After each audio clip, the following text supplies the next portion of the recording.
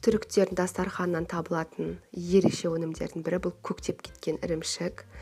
Атауы да түрікше дәл солай, күфлепенер, яғни көктеп кеткен ірімшік деп аударылады. Шынымен де иісі де өзі де кәдімгідей шыны керек бір көргенде жегім келмейді, бірақ та бұл мен тұратын Кони қаласының атақты әйгілі ірімшігі. Әрбір дастарханнан таңғы аста табылады.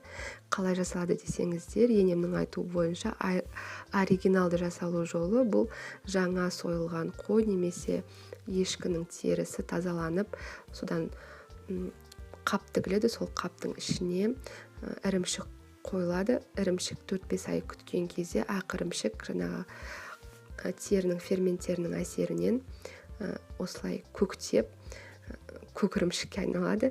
Және де бұл ірімшік өте пайдалы болғандықтан оны кеңінен пайдаланады. Ал сіздер мұндай ірімшікті жеп көргілеріңіз келе ме?